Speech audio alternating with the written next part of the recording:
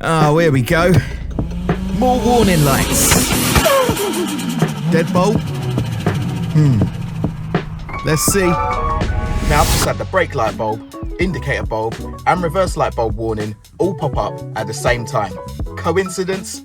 I think not. So let's go and have a butcher's. Hold up, we need a drill bit, wire, self-amalgamating tape, washers, bolts, nuts, socket, screwdriver, spanner, crimps, crimper, ratchet, cutters, scissors. Let's delve in. On this Audi, the rear light is held in by one bolt hidden behind this flap. Remove the manual fuel flap cable. Then the screwdriver that comes in the car's toolkit doubles up as a large Allen head. Stick it in there and turn anti-clockwise. Quite a clever design, I thought. Love it. To release the light, a gentle shove towards the outside of the car is all it takes. And pull it out. The wiring harness is released. And now it's off the car. The bulb holder can be separated from the light cluster. Just 5 screws. Now here you can see a burnt pin, and this is due to a build-up of heat, most likely due to the wire from the loom being too small for the current it's carrying. The heat also damaging the loom plug too. But it can be sorted. In some instances, you can have corrosion to the pins brought about by moisture or just old age. As electricity will flow down all paths available, a corroded earth causes resistance. Therefore, you'll get more current down the path with the least resistance. In this case, usually the indicator circuit, as they usually share a common earth with the brake lights. The backfeed through the other circuit manifests itself with the mad behaviour you can see here.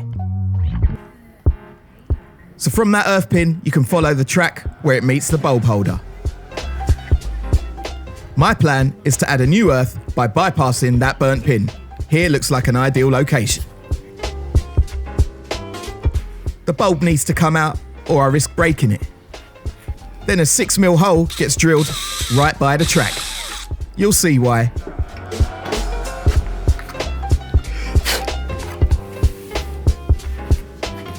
Some beefier cable from the motor factors gets stripped, and a ring terminal is then crimped on.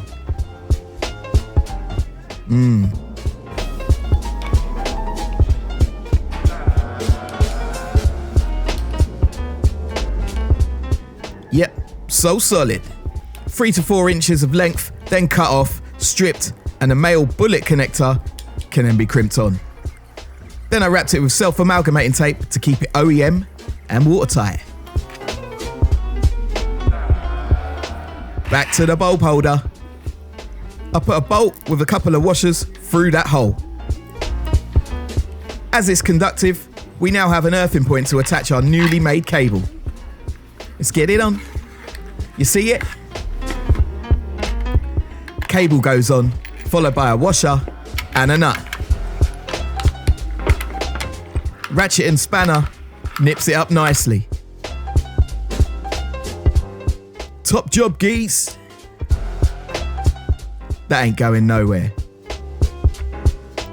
Anyway, it's about time you click subscribe if you haven't already.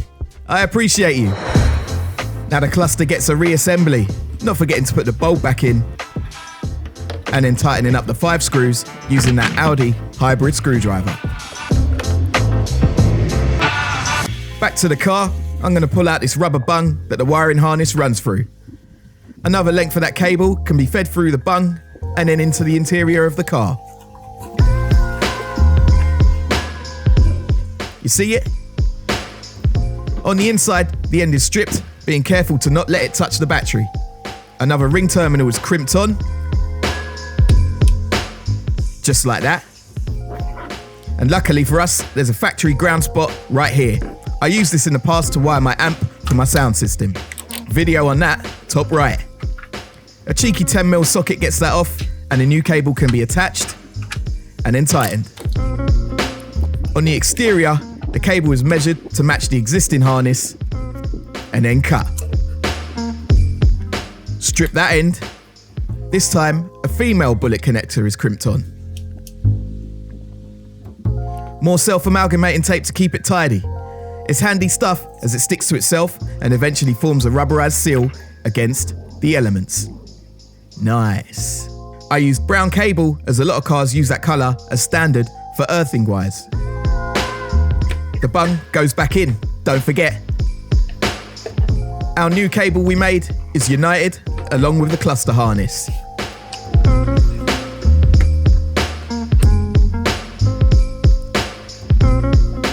A gentle shove back in. Yeah. Followed by the bolt to secure the light and the fuel flap cable. Sorted. Will it work? Of course it will. No more fast flashing either. Also, the light appears to be ever so slightly brighter. That's a win. On my other Calibra project, there's a similar issue, but I'm fairly sure that'll be down to the damaged cluster, allowing moisture to enter and corrode the contacts. Another job for the list, but for now, we're all good. And just like that, we're done. No bulbs out of the back, no warning lights up here, and that's job done. Until the next time, bless up.